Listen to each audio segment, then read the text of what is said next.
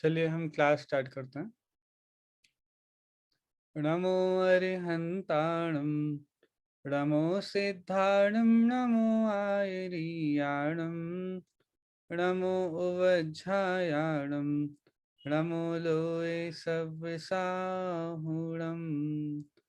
मंगलम भगवान वीरो मंगलम गौतमो गणि मंगलम कुंद कुंदाद्यो जैन धर्मोस्तु मंगलम सर्वमंगलमांगल्यं सर्वकल्याणकारकं प्रधानं सर्वधर्माणां जैनं जयतु शासनं जैनं जयतु शासनं जीवमजीवमदव्यं जिणवरवसहेण जेणुणे डिट्ठं देवेन्दुविन्दवन्दं वंदे तम सर्वदा शिरसा। हमारी चर्चा पिछली क्लास में अजीव अधिकार पर चल रही थी और अजीव अधिकार में हमने धर्म अधर्म पुद्गल धर्म अधर्म और आकाश द्रव्य पे चर्चा अभी तक कर ली थी। अभी हमारी चर्चा उन्हीं में से जो लास्ट है काल द्रव्य, उस पर हमारी चर्चा बाकी थी। ठीक है, तो लास्ट क्लास में हमने आकाश द्रव्य की चर्चा की थी। आप सभी को काफी कुछ याद भी होगा, लेकिन फिर भी आप में से ही कोई मुझे बताइए कि काल द्रव्य के बारे में हमने क्या चर्चा की थी। दो गाथाएं थी। 1920 नंबर की गाथा थी जिसमें काल द्रव्य की चर्चा आई थी। तो हाँ, कुसुम जी बता रही हैं, आप 19वीं नंबर गाथा का विषय बताइए। 19वीं नंबर की गाथा में बताया है आकाश द्रव्य का वर्णन है जो समस्त द्रव्यों को ठहरने के लिए स्थान देता है। आकाश द्रव्य कहते हैं। उसके दो भेद होते हैं, लोकाकाश और अलोकाकाश। बहुत बढ़िया। 19वीं नंबर की गाथा में बड़ा सिंपल विषय है कि जो द्रव्य जीवादि समस्त द्रव्यों को रहने का स्थान देता है, अवकाश देता है, अवकाश दान देने में जो योग्य है, उसे आप जानिए आकाश द्रव्य। और उस आकाश द्रव्य के भी हम दो पार्ट कर देते हैं, अर्थात जिनेन्द्र भगवान ने उस आकाश द्रव्य को दो रूप में बताया है, एक लोकाकाश और एक अलोकाकाश। बहुत बढ़िया। फिर 20 नंबर की गाथा भी हमने देखी थी। तो उस 20 नंबर की गाथा में क्या विषय आया था? हाँ, रेणु जी बता रही हैं। जी जय जिनेन्द्र भैया जी। जय जिनेन्द्र। इसमें 5 द्रव्यों का वर्णन आया है।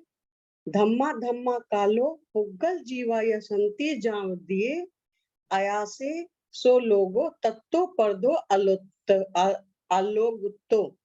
जहाँ जीव द्रव्य धर्म अधर्म काल पुद्गल और जीव, ये पांचों द्रव्य जितने हैं आकाश में ही हैं। वह लोकाकाश और वह लोकाकाश के बाहर शेष सभी अलोकाकाश है। बहुत बढ़िया।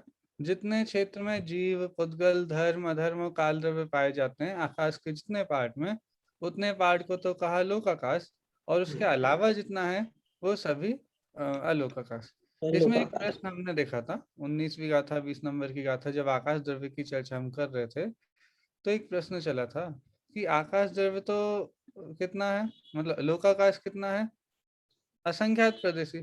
तो उस असंख्यात प्रदेशी लोकाकाश में अनंत द्रव्य कैसे रह लेते हैं? द्रव्य कितने हैं? अनंत। जीव अनंत, पुद्गल अनंत, अनंत धर्म अधर्म आकाश, ये एक एक हैं। ठीक है, काल भी लोक प्रमाण असंख्यात हैं। तो वो असंख्यात प्रदेशी लोकाकाश में अनंत द्रव्य कैसे रह लेते हैं, इस पर थोड़ी सी हमने चर्चा की थी। आप में से किसी को ख्याल है क्या? अनंतवा भाग आकाश है। हाँ, अनंतवा भाग आकाश है, लोकाकाश। आकाश का भी अनंतवा भाग है, तो उतनी सी जगह में अनंत द्रव्य कैसे रह लेते हैं, ये प्रश्न था। जिस प्रकार सिद्धों में एक समाये हुए हैं, इसी प्रकार इस द्रव्य में भी एक में एक समाये हुए हैं, इसलिए अनंत आ जाते हैं। हाँ, और भी हमने उदाहरण वगैरह भी देखे थे, आपको याद है क्या? क्या उदाहरण देखे थे हमने? जैसे चीनी के डिब्बे में एक चीनी एक ही चीज है, लेकिन उसके हैं बहुत सारे, एक ही डिब्बे में एक समाये हुए। एक उदाहरण दिया था आपने, एक गिलास में रेत भर लीजिए और उसके अंदर आप पानी डालते जाइए तो 1 गिलास पानी पता ही नहीं चलेगा। उसके बाद आप उसमें सुई डालिए, कितनी सारी सुई उसके अंदर समा जाएँगी और पानी भी समा जाएगा रेत में। आपने ये उदाहरण दिया था। बहुत बढ़िया। इस प्रकार से आकाश के अवगाहन शक्ति की बात हमने देखी थी कि आकाश द्रव्य की अवगाहन शक्ति ही ऐसी है कि वह असंख्यात प्रदेशों में अनंत द्रव्य रह जाते हैं। उदाहरण भी आपने बिल्कुल सही याद दिलाया कि जिस प्रकार एक ही क्षेत्र में बहुत सारे द्रव्य रहते हैं, वे सिद्धों का भी आपने उदाहरण दिया कि एक सिद्ध में अनंत सिद्ध हैं। तो जो अमूर्तिक द्रव्य है उनके बारे में तो हमको ख्याल में आ जाता है, लेकिन जो मूर्तिक पुद्गल द्रव्य हैं उनके बारे में भी उदाहरण से हमने देखा था। एक तो स्वर्ण का उदाहरण दिया था कि किसी रसायन में जिस प्रकार से बहुत सारा स्वर्ण समा जाता है, और दूसरा उदाहरण ये था कि जिस प्रकार एक गिलास हमने राख भरी, ठीक है, उस राख को फुल एक गिलास में भर दिया, फिर उसमें आप एक गिलास, उदाहरण में तो ऊँटनी का है, बकरी का दूध लिया, वो डाल दीजिए, फिर उसके बाद उसी में आप सुई, जो सुई होती है वो भी एक गिलास बराबर सुई एक एक करके डालते जाएंगे तो उतनी वो सभी समाहित हो जाएंगे। तो उतने ही क्षेत्र में जैसे इतने सारे द्रव्य समाहित हो जाते हैं, तो ये आकाश द्रव्य की ही अवगाहन शक्ति है कि उसमें इतने सारे द्रव्यों को उतनी सी स्पेस में स्थान देने की योग्यता होती है। ठीक है, तो इस तरह से गाथा नंबर 1920 में आकाश द्रव्य की चर्चा हमने की थी। ठीक है, मैं स्क्रीन शेयर करता हूँ जिससे आप सभी को देखे कि हम लोग क्या पढ़ने वाले हैं। आज हम काल द्रव्य की चर्चा करेंगे। ठीक है,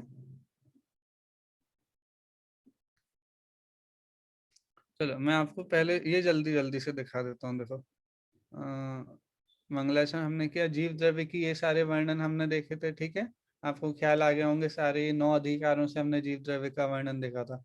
उसके बाद अजीव द्रव्यों का वर्णन हमारा चल रहा है, जिसमें पुद्गल द्रव्य, धर्म द्रव्य, अधर्म द्रव्य और आकाश द्रव्य की चर्चा हमने गाथा नंबर 15 से लेकर के 20 तक में अभी तक की है। और अब आज काल द्रव्य की चर्चा हम गाथा नंबर 21 और 22 के माध्यम से करेंगे। ठीक है, ये भी आप सभी को ख्याल में आ गया होगा। ठीक है, कि भाई द्रव्य है, और द्रव्य है तो यदि इसमें जानने देखने की शक्ति है तो वो जीव द्रव्य है, यदि वो शक्ति नहीं है तो अजीव द्रव्य है।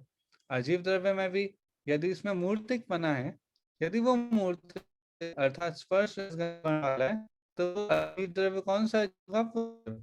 और यदि ये नहीं है तो धर्म, अधर्म, आकाश और काल, इनमें भी धर्म, अधर्म और आकाश द्रव्य के लक्षण आदि, पुद्गल, धर्म, अधर्म, आकाश सभी के लक्षण हमने देख लिए। अब मात्र काल द्रव्य की चर्चा शेष है, जिसको आज हम करने वाले हैं। ये 19वीं और 20वीं गाथा हमने देखी थी। ठीक है, आप सभी को रिवाइज कराने के लिए मैं सामने स्क्रीन पे दिखा रहा हूँ। आज हम 21 नंबर की गाथा से अपना विषय प्रारंभ करते हैं। ठीक है, चलिए 21 नंबर की। हाँ, आप लोगों को कोई प्रश्न है क्या? रेणु जी, कुसुम जी, आपने हैंड रेस किया है या जब आपको उत्तर दे रहे थे तब का ही है? अच्छा, जी ठीक भैया जी, पहला ही था, वो गलती से रह गया। ठीक है, ठीक है, कोई बात नहीं। मुझे लगा कोई प्रश्न तो नहीं है, वो तो फिर पहले उसको देखें। नहीं भैया जी। ठीक है, हम गाथा का पाठ करते हैं, गाथा नंबर 21, जिसमें काल द्रव्य का लक्षण और जो उनके भेद हैं उनका भी स्वरूप यहाँ पर बताने वाले हैं। बहुत अच्छी गाथा है, इसको हम अच्छे से धीरे धीरे करेंगे। देखिए, गाथा का पाठ करेंगे। दव परिवट रूवो, जो सो कालो हवे व्यवहारो, परिणामादि लखो, वट्टन लखो या पर मठो।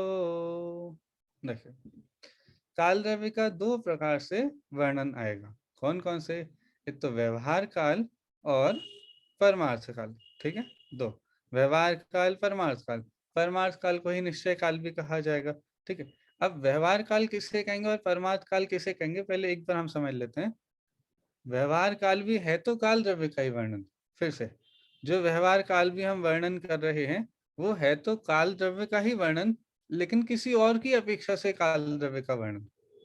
समझना, जब आप काल द्रव्य का वर्णन किसी और की अपेक्षा से करें, अर्थात जीव की अपेक्षा से काल द्रव्य का वर्णन करें, पुद्गल की अपेक्षा से या उसके परिणमन आदि की अपेक्षा से, जब किसी और की अपेक्षा से काल द्रव्य का वर्णन करेंगे वो है व्यवहार काल। और जो काल द्रव्य का ही स्वरूप है, ठीक है। और काल द्रव्य के स्वरूप की अपेक्षा से ही जब काल द्रव्य का वर्णन किया जाएगा वो है परमार्थ काल।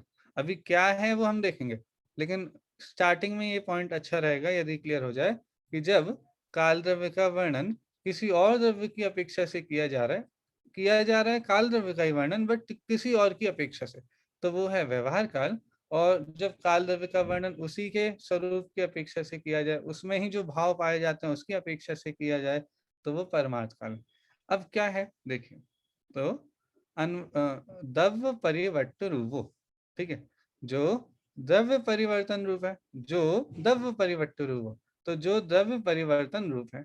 अभी द्रव्य परिवर्तन रूप क्या है ये हम आगे देखेंगे, अभी तो इतना समझिए कि जो द्रव्य परिवर्तन रूप है और परिणाम आदि हो, परिणाम आदि लक्षण रूप है।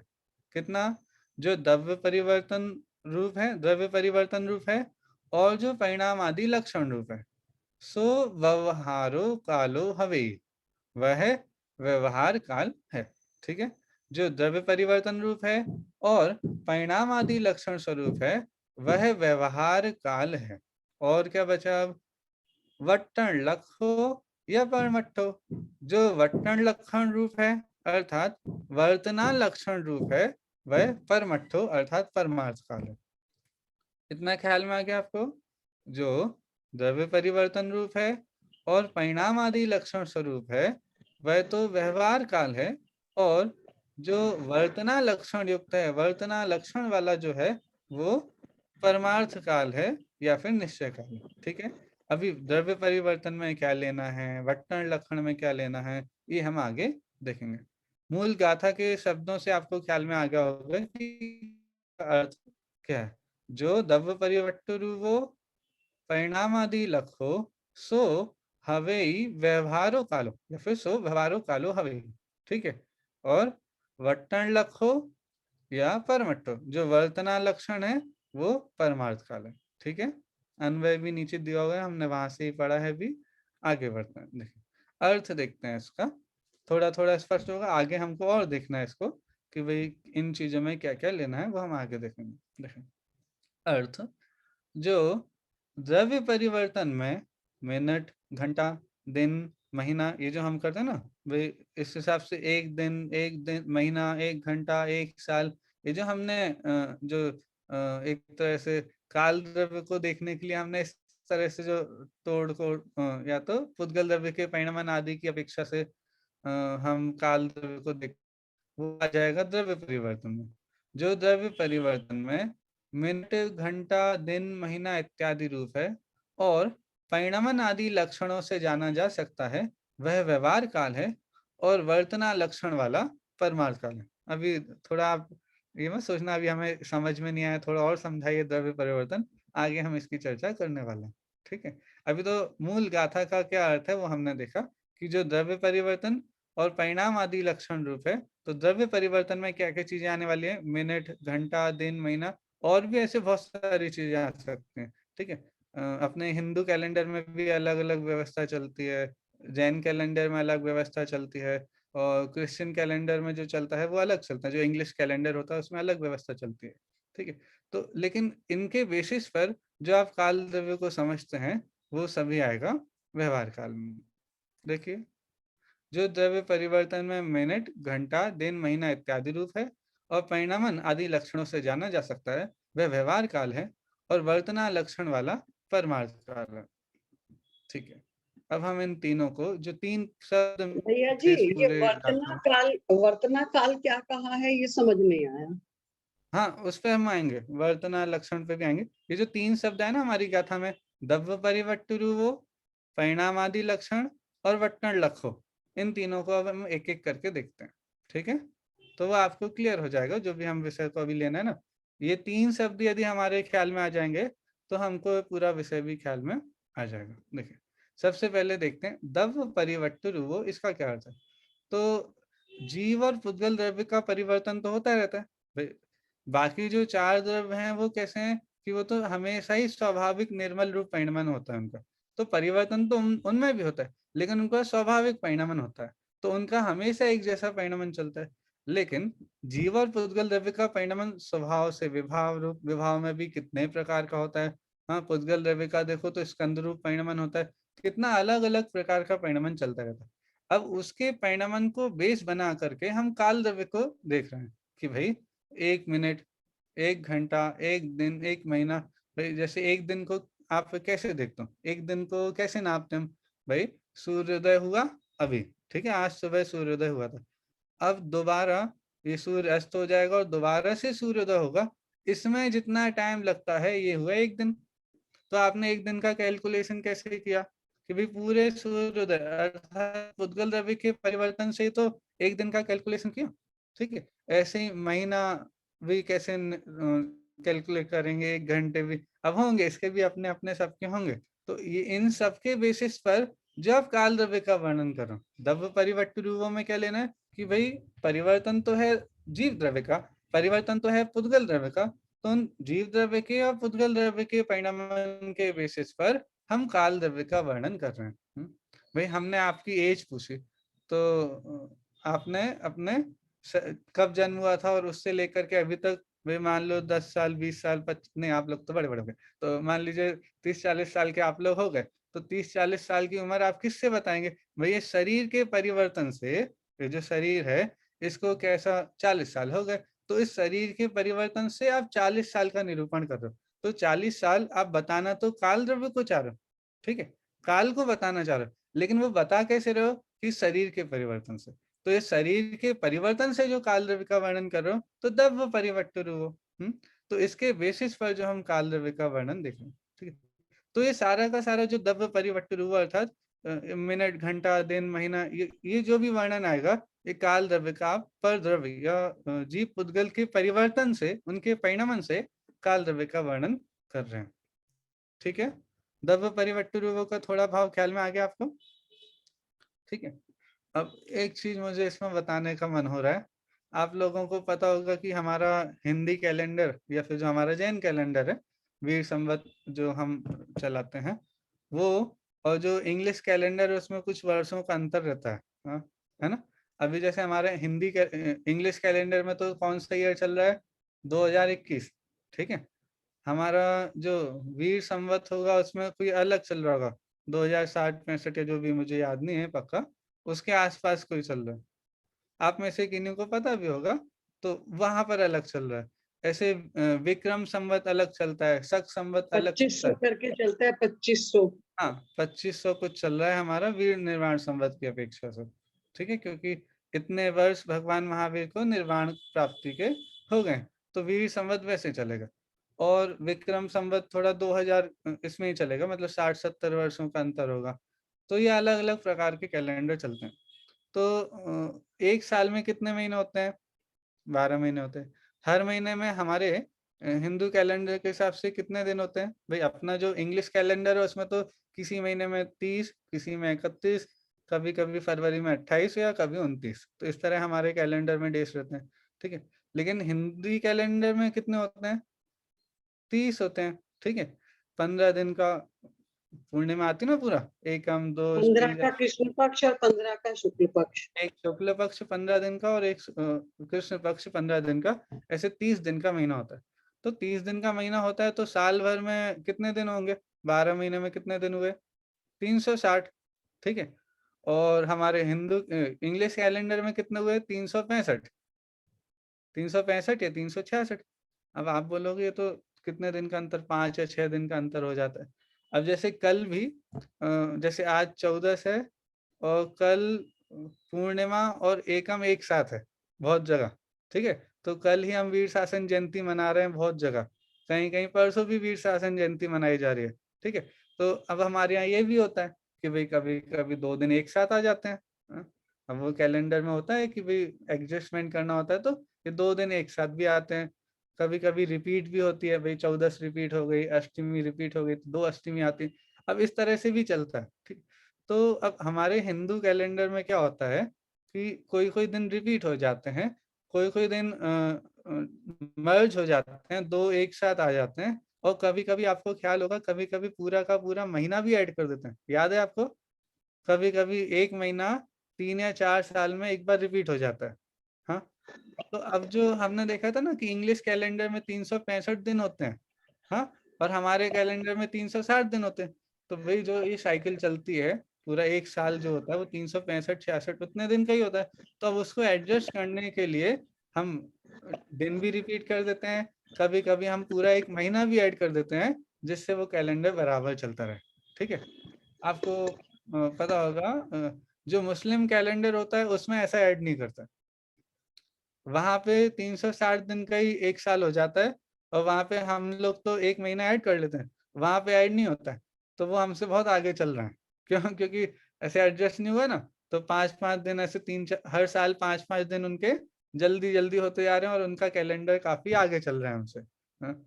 क्रिश्चियन कैलेंडर में वो 28-29 होता है, और होता भी 365 दिन का, तो वो एडजस्ट हो जाता है। ठीक है, तो चलो ये बात भी आपको, ये दव परिवर्तरुवो, ये जो हमने चर्चा की ना, मिनट घंटा दिन महीना साल वर्ष ये सब जो भी है, इसके माध्यम से एक थोड़ी सी चर्चा हमने कर ली कि क्यों हमारी तिथियां आदि रिपीट होते हैं, कभी मंथ भी दोबारा आ जाता है। क्यों? क्योंकि हम बाहर के जो द्रव्य परिवर्तन है उसके हिसाब से काल द्रव्य को देखते हैं, उनके हिसाब से काल द्रव्य का वर्णन देखते हैं, नापते हैं। तो ये सारा होता है। ठीक है, चलिए, तो ये तो हुआ द्रव्य परिवर्त रूप। अब एक और शब्द आया था, क्या आया था? परिणामादि लक्षो। तो जो परिणामादि लक्षण रूप है वह भी काल द्रव्य है। तो परिणामादि लक्षण में क्या लेना है कि 4 चीजें लेनी है: परिणाम, क्रिया, परत्व और अपरत्व। क्या क्या लेना है? परिणाम, क्रिया, परत्व और अपरत्व।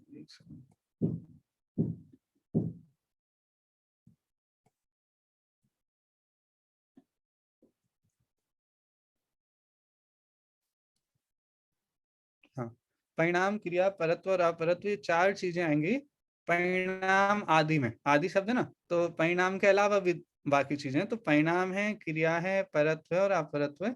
इसको मैं आपको जैनिन सिद्धांत कोश से ही बताता हूँ।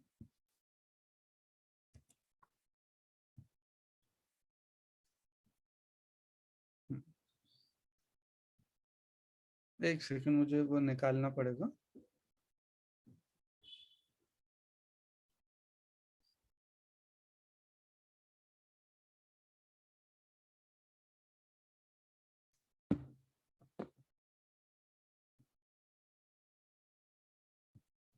हम्म,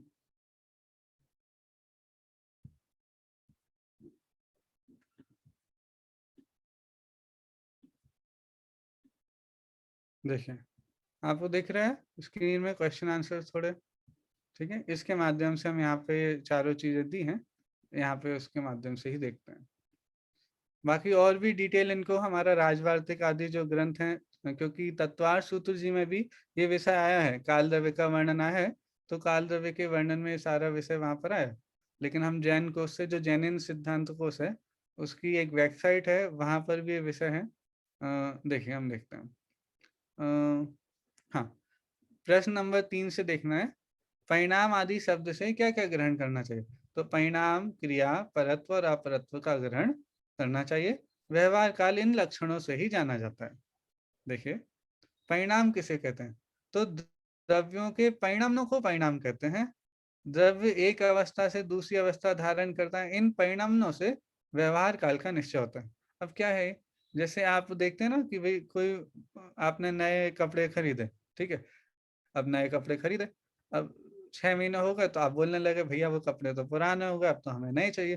तो ये आपने कैसे कहा कि भाई वो पदार्थों का परिणमन होने लगा ना, उस पदार्थों के परिणमन से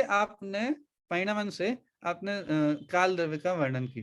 ठीक है, तो द्रव्य की एक अवस्था थी, उससे दूसरी अवस्था हो गई। अब उसके बेसिस पर आप काल द्रव्य का वर्णन कर रहे हो कि हाँ भाई इतना टाइम हो गया, बहुत टाइम बीत गया।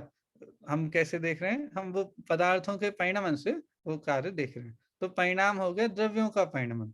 ठीक है, और देखिए क्रिया में क्या लेना है? ये क्रिया तो हम बहुत यूज करते हैं। देखो, एक क्षेत्र से दूसरे क्षेत्र पर पहुंचने तथा दूध का खलबलाना आदि हलन चलन को क्रिया कहते हैं। अब इसे आपको ऐसे समझ में नहीं आ रहा होगा, मैं आपको बताता हूँ। भाई, मुझे कोटा से अदिति दिख रही हैं। ठीक है, अदिति आप बताइए कि आपके घर से मंदिर कितना दूर है? पास में ही है। 5 मिनट 10 मिनट कितना दूर है? 5 मिनट का है। बढ़िया। तो आपके घर से मंदिर 5 मिनट दूर है। ये तो आपको डिस्टेंस में बताना था, आप टाइम में क्यों बता रहे हैं? ये जो क्वेश्चन है कि भाई आपके घर से मंदिर कितना दूर है, तो हमको कैसे बताना चाहिए था? हाँ भाई 200 मीटर दूर है, 400 मीटर दूर है। हम ऐसे कथन नहीं कर रहे हैं। हम कैसे कथन कर रहे हैं कि भाई 5 मिनट दूर है। मंदिर कितना दूर है? 5 मिनट दूर है। कोटा से दिल्ली कितना दूर है? 5 घंटे। अब ये जो हम कथन कर रहे हैं, तो ये क्रिया की अपेक्षा से काल द्रव्य का कथन कर रहे हैं। ठीक है। एक जगह से दूसरी जगह जाना है, तो एक जगह से दूसरी जगह, ये तो क्षेत्र की अपेक्षा से वर्णन होना चाहिए। लेकिन हम इसके द्वारा भी काल द्रव्य का वर्णन कर देते हैं कि भाई यहाँ से वहां 5 मिनट का रास्ता है, 10 मिनट में आप यहाँ से वहां पहुंच जाएंगे, 2 घंटे में आप यहाँ से वहां पहुंच जाएंगे। तो ये जो आप काल द्रव्य का वर्णन किसके माध्यम से कर रहे हो? क्रिया के माध्यम से। तो ये सारा का सारा क्रिया की अपेक्षा से आप व्यवहार काल का वर्णन कर रहे हैं। ठीक है। परिस्पंद रूप भी इसमें लिया है। अब ये मुझे भी देखना पड़ेगा कि परिस्पंद रूप क्या होता है इसका अर्थ। लेकिन देशांतर चलन रूप जो क्रियाएं होती हैं, एक जगह से दूसरी जगह जाना है आपको, तो उसको भी आप काल द्रव्य के द्वारा समझते हैं। ठीक है। परिस्पंद रूप को मैं देखूंगा, उसका जो अर्थ होगा फिर हम देखते हैं। अब परत्व और अपरत्व बड़ा आसान है। क्या है कि जब आप किसी को बड़ा बताएंगे, ठीक है, जेठेपन, जेठेपन मतलब बड़ापन किसी का बताना है, तो वो परत्व होता है। और ठीक, अपरत्व मतलब उसके छोटेपन को बताना है। भाई ये इससे ज्यादा बड़ा है, ये इससे ज्यादा बड़ा है, इसको भी आप काल द्रव्य से बताएंगे। कैसे?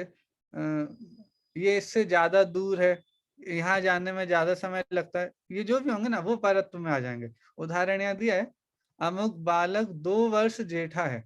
अब ये शब्द थोड़े हमको, पुराने लोगों को तो ये शब्द समझ में आ रहे होंगे। जेठा मतलब बड़े, बड़ा। बड़ा। जेठ होते ना, जेठ, रिलेशंस में भी जेठ जी होते हैं, तो जेठा मतलब होता है बड़ा। ठीक है। तो जेठेपन या प्राचीनता को परत्व कहते हैं, और लहुरेपन या अर्वाचीनता यानी नवीनता को अपरत्व कहते हैं, अर्थात छोटेपन को। मतलब जो छोटा होगा उसको कहेंगे अपरत्व, और जब बड़ेपन की बात आएगी तो परत्व। ठीक है। ऐसा बोलते हैं ना, परे, इससे भी परे है, मतलब इससे भी आगे है, इससे भी बड़ा है, तो वो परे, परत्व वहां से लेना। ठीक है। तो परत्व और अपरत्व इस अपेक्षा से भी हम काल द्रव्य का वर्णन करते हैं। ठीक है। भाई ये इनसे 2 वर्ष बड़ा है, ये इनसे 2 वर्ष छोटा है, तो इस तरह के भी जो वर्णन आएंगे उसमें भी आप काल द्रव्य का ही वर्णन कर रहे हो। और ये जो इस तरह से जो काल द्रव्य का वर्णन किया जाएगा, ये व्यवहार काल में आएगा। क्यों आएगा? क्योंकि आप किसी और के माध्यम से काल द्रव्य का वर्णन करो। भाई परिणाम, क्रिया, परत्व, अपरत्व, इसके माध्यम से जब हम काल द्रव्य का वर्णन कर रहे हैं, तो काल द्रव्य की अपेक्षा से काल द्रव्य का वर्णन नहीं हुआ। पुद्गल, जीव आदि के परिणाम आदि की अपेक्षा से, क्रिया आदि की अपेक्षा से हमने काल द्रव्य का वर्णन किया, इसीलिए ये सारा वर्णन व्यवहार काल में आएगा। ठीक है। अब फिर एक और शब्द आया था, वट्टण लखो। ठीक है। हम इसमें अभी इतना ही रखते हैं, मैं आपको वो शेयर कर दूंगा लिंक वगैरह, तो आप और वहां पर उसके माध्यम से देख सकते हैं। ठीक है। अब हम आते हैं, जो तीसरा शब्द आया था निश्चय काल या परमार्थ काल के लिए, वो आया था वट्टण लखो। ठीक है। हमने सभी द्रव्यों के विशेष गुण देखे हैं, आपको ख्याल में होंगे। धर्म द्रव्य का विशेष गुण क्या था? धर्म द्रव्य का गति हेतुत्व। ठीक है। अधर्म द्रव्य का स्थिति हेतुत्व। आकाश द्रव्य का अवगाहन हेतुत्व। और काल द्रव्य का क्या होता है? परिणमन हेतुत्व। जब हम काल द्रव्य का लक्षण बोलते हैं ना, परिणमन में हेतु, भाई द्रव्यों के परिणमन में हेतु होना, ये काल द्रव्य का विशेष गुण है। उसी को दूसरे शब्दों में वर्तना हेतुत्व का,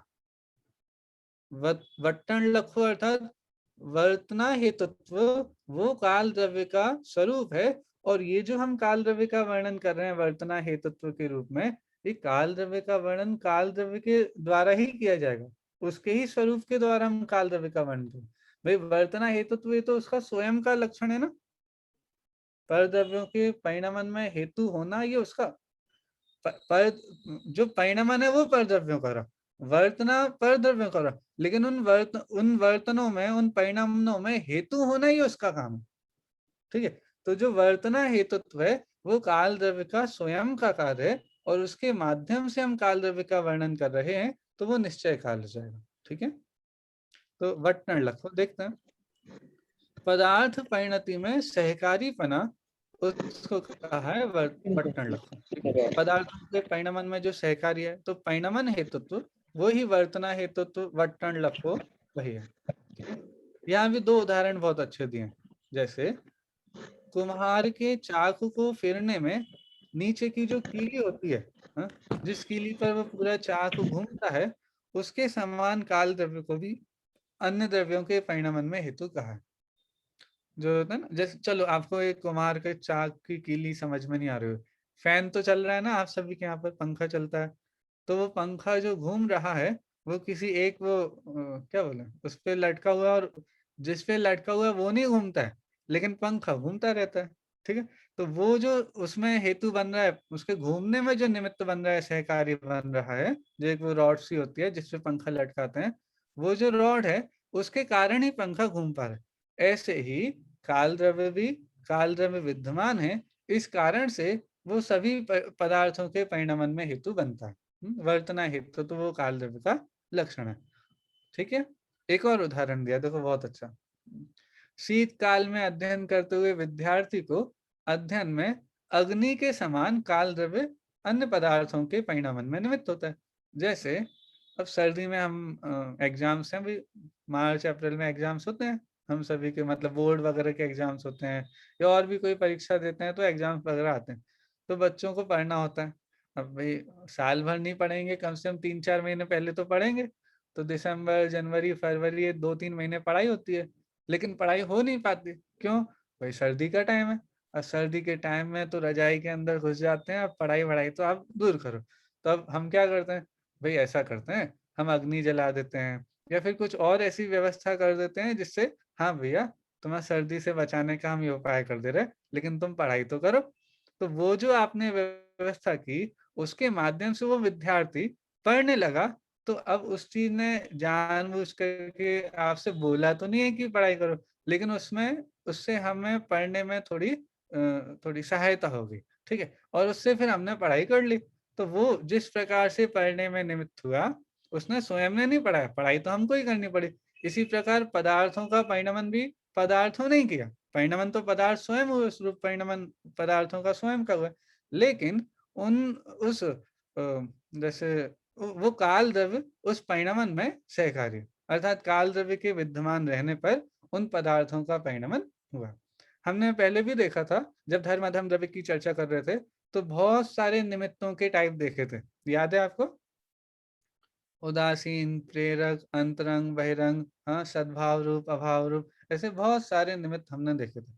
तो ये जो हमने देखा भी था कि धर्म द्रव्य अधर्म द्रव्य जो गति और स्थिति में हेतु बनते हैं, वो कौन से निमित्त बनते हैं? प्रेरक निमित्त बनते हैं। सही है ना? हाँ, प्रेरक निमित्त होते हैं ना, धर्म द्रव्य अधर्म द्रव्य प्रेरक निमित्त होते हैं। सुरभि जी तो गलत आंसर दे रहे हैं, कह रही हैं उदासीन होते हैं। आप लोग बताइए। अच्छा, मैं ही गलत था, ठीक है। तो धर्म द्रव्य अधर्म द्रव्य उदासीन निमित्त होते हैं, प्रेरक निमित्त नहीं होते, जबरदस्ती गमन नहीं कराते, ना ही जबरदस्ती रोकते हैं।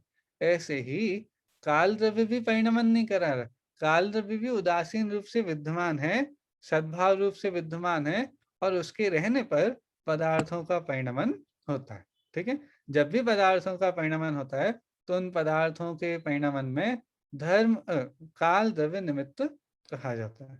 ठीक है, तो एक गाथा में जो जो मेन विषय आया था वो हमने देखा कि जो द्रव्य परिवर्तन रूप है और परिणाम आदि लक्षण रूप है वो तो व्यवहार काल है, और जो वट्टन लखो अर्थात वर्तना लक्षण युक्त है वो निश्चय काल है।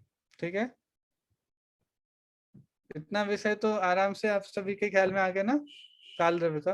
अब काल द्रव्य के बारे में थोड़ा सा वर्णन और है कि ये जो आपने निश्चय काल बताए, कौन से जो वर्तना युक्त लक्षण वाले निश्चय काल हैं, इनके बारे में थोड़ा सा और बताइए कि भैया ये काल द्रव्य जो परमार्थ में काल द्रव्य हैं, जो हम किसी पुद्गल जीव द्रव्य के परिणमन से हम जिनको नहीं देख रहे, जो मूल में काल द्रव्य, उनके बारे में बताइए कि वो कितने होते हैं, वो कैसे होते हैं, उनका आकार प्रकार कैसे होता है।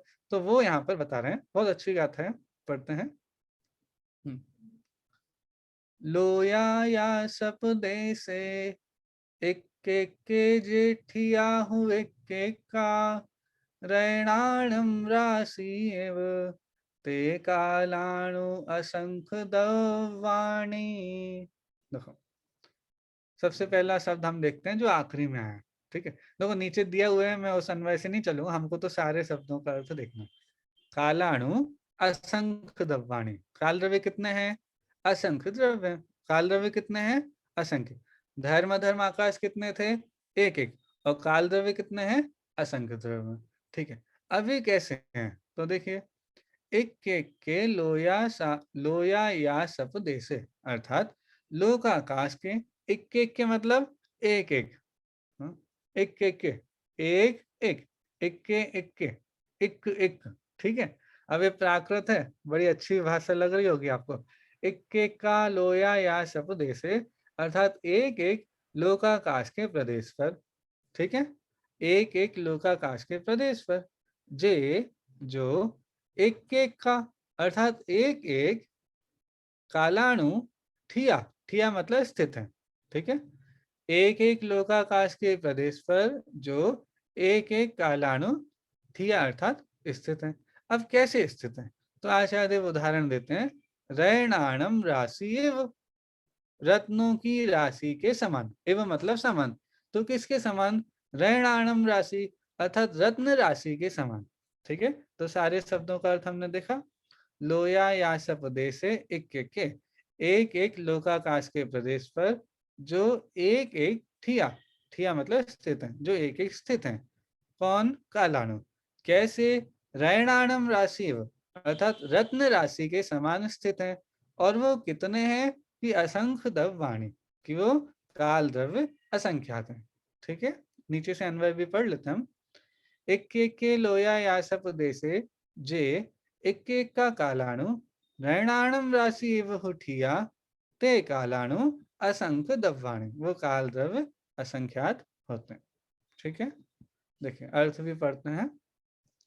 लोकाकाश के एक एक प्रदेश पर जो एक एक कालाणु स्थित हैं, वे कालाणु रत्नों के ढेर के समान निश्चय ही असंख्यात द्रव्य, ठीक है। तो उनकी संख्या भी आ गई, उनका स्वरूप भी आ गया कि वो जो निश्चय काल है, जो परमार्थ काल है, वो लोकाकाश के एक एक प्रदेश पर एक एक काल द्रव्य विद्यमान, मतलब एक प्रदेशी काल द्रव्य होता है, ठीक है। इससे हमको एक बात समझ में आ गई ना कि लोकाकाश के एक प्रदेश पर, अर्थात वो काल द्रव्य कैसा है कि एक प्रदेशी, ठीक है। इस 22 गाथा के बाद 22 गाथा में जो शब्द आया ना लोया या प्रदेश है कि लोकाकाश के एक एक प्रदेश पर, इसके बेसिस पर ही अब आगे की गाथाएं आने वाली हैं। 23 से लेकर के 27 नंबर की गाथा जिसमें अस्थिकाय का वर्णन आने वाला है, वो यहाँ से ही होना है कि भाई हमने अभी काल द्रव्य को बोला ना कि काल द्रव्य लोकाकाश के एक एक प्रदेश पर एक एक काल द्रव्य, तो भाई एक प्रदेश, तो ये प्रदेश क्या होता है, हाँ? जो एक प्रदेशी होता है उनको क्या कहते हैं, बाकी को क्या कहते हैं, हाँ? तो वो अस्थिकाय और ये सारी चर्चा हमारी आगे आने वाली है, ठीक है। अब इसमें जो उदाहरण दिया वो समझते हैं। यहाँ उदाहरण दिया रैणाणम राशि, अर्थात रत्न राशि की भांति। अब हमारे पास तो नहीं है भैया रत्न, ठीक है, लेकिन मान लो हमारे पास रत्न होते, चलो असली वाले नहीं, नकली वाले रत्न हमारे पास हो, या बच्चों के खेलने के लिए पता नहीं होती ना बहुत सारी चीजें, तो मान लीजिए हमारे पास कोई ऐसे रत्न है। अब उन रत्नों को इकट्ठा कीजिए, तो जब हम अनाज रत्नों को, हाँ जी, हाँ अनाज के ढेर के समान बोल सकते हैं। हाँ बढ़िया है। हम तो बहुत सारे उदाहरण ले सकते हैं। हाँ मुझे तो शक्कर याद आ रही, शक्कर के होते हैं ना वो छोटे छोटे पीस, बिल्कुल हाँ। अब उन सभी को भी आप वैसे के वैसे किसी एक चीज में भरिए रखिए, तो वो अपने अपने क्षेत्र में एक एक बैठ जाएगा, फिट हो जाएगा, ठीक है। तो कोई भी चीज ले लीजिए, जब आप उनको एक साथ रखेंगे और वो अपने अपने स्थान पर खचित हो जाते हैं, सबकी अपनी अपनी बाउंड्री हो जाती है, सब बिल्कुल जो एक से हो उनको लीजिए, तो वो सब एक से बिल्कुल अपने अपने स्थान पर स्थित हो जाते हैं। ऐसे ही काल द्रव्य जो हमारा 3 लोक है, ठीक है, जो लोकाकाश है, उस लोकाकाश के एक एक प्रदेश पर एक एक काल द्रव्य विद्यमान है। तो जितने लोकाकाश के प्रदेश हैं उतने ही काल द्रव्य हैं। लोकाकाश के प्रदेश थे असंख्यात, ठीक है, उतने ही असंख्यात, इसीलिए हम काल द्रव्य की संख्या कितनी बोलते हैं? लोक प्रमाण असंख्यात। क्यों? क्योंकि लोक में जितने असंख्यात प्रदेश हैं उतने ही काल द्रव्य, ठीक है। इसीलिए शब्द जोड़ देते हैं लोक प्रमाण असंख्यात। असंख्यात में तो असंख्यात कितना? कि लोक के बराबर वाला असंख्य। ठीक है, तो इस तरह से इस गाथा में बहुत सिंपल विषय बताया कि भाई निश्चय काल का विशेष लक्षण, मतलब जो काल द्रव्य लोकाकाश के एक एक प्रदेश पर एक एक कालाणु विद्यमान है, वो वास्तविकता में वो निश्चय काल है। ठीक है, वो काल द्रव्य है। ठीक है, और ये कितने होते हैं कि असंख्य द्रव्य होते हैं। उदाहरण भी दिया था, रैराणम राशि एवं। ठीक है, यहाँ अन्वय अर्थ भी दिया हुआ है। एक एक लोकाकाश के प्रदेश पर जो एक एक कालाणु रत्नों की राशि की भांति पृथक पृथक रहते हैं। हाँ, ये रहते हैं तो कैसे रहते हैं, सब एक एक प्रदेश पर एक एक है, पृथक पृथक है। ठीक है, वे कालाणु असंख्य द्रव्य हैं। ठीक है, आज की क्लास तो बड़ी जल्दी हो गई आपकी, क्योंकि ये हमारी जल्दी नहीं हुई है, हमारी पिछली क्लास का विषय बाकी था। हमने पिछली क्लास में आकाश द्रव्य काल द्रव्य दोनों की चर्चा करनी थी, लेकिन हमने बड़े आराम से अच्छे से समझते समझते की थी। तो पिछली क्लास में काल द्रव्य की चर्चा की, और इस क्लास में हमने आज काल द्रव्य की चर्चा दो गाथाओं के माध्यम से की, गाथा नंबर 21 और गाथा नंबर 22। अब इसके बाद हमारे अस्थि काय का वर्णन प्रारंभ होगा। बहुत सिंपल है, मुझे बार बार ऐसा लगता है कि मैं आपको कुछ नया नहीं पढ़ा रहा हूँ। जो आप लोगों को आता है वो आचार्यों के शब्द में हम देख रहे हैं। द्रव्य संग्रह जी में आचार्य भगवान ने जो कहा है, उनके शब्दों में हम वो 6 द्रव्यवादी का वर्णन देख रहे हैं। आप सभी ने 6 द्रव्यवादी का तो बहुत अच्छे से अध्ययन किया है, द्रव्यों की परिभाषा। अभी जो तत्वों का वर्णन आएगा वो भी आपको बहुत अच्छे से आता है, लेकिन आचार्यों के शब्द में, मूल प्राकृत में उनको कैसे समझना है, उनकी क्या परिभाषाएं बनती हैं, वो विषय हम यहाँ पर देख रहे हैं। ठीक है, हाँ, मेघा जी का हैंड रेस है, आपका कोई प्रश्न है क्या? हाँ भैया जी, जैसे इसमें जो निश्चय आया है ना, तो ये निश्चय परमार्थ वाला निश्चय, हाँ, तो ये निश्चय यहाँ निश्चय का अर्थ यही था कि हम काल द्रव्य का वर्णन जब काल द्रव्य की अपेक्षा से कर, काल द्रव्य में जो चीज पाई जाती है उसकी अपेक्षा से काल द्रव्य का वर्णन कर रहे हैं, तो वो निश्चय काल है। और आप काल द्रव्य का वर्णन किसी और की अपेक्षा से कर रहे हो, अर्थात जीव और पुद्गल के परिणामन आदि की अपेक्षा से जो काल द्रव्य का वर्णन कर रहे हो, वो व्यवहार काल। हमने स्टार्टिंग में बात ली थी ना कि भाई है तो काल द्रव्य की ही बात, लेकिन आप काल द्रव्य की बात काल द्रव्य की अपेक्षा से कर रहे हो, तो निश्चय काल, परमार्थ काल। और यदि उसका वर्णन जीव पुद्गल की अवस्था की अपेक्षा से करोगे, तो हम उसको ही व्यवहार काल कहेंगे। ठीक। हाँ, रेणु जी आप कुछ पूछ रहे हैं? जी भैया जी, भैया जी, ये वर्तना क्या परिणमन करने के काल को वर्तना कहते हैं? वर्तन, हाँ, वर्तन परिणमन, उसको ही वर्तन बोलिए, परिणमन बोलिए, एक ही चीज है। ओके भैया जी, धन्यवाद जी, ठीक है, तो आज की हमारी क्लास यहाँ पर ही समाप्त होती है।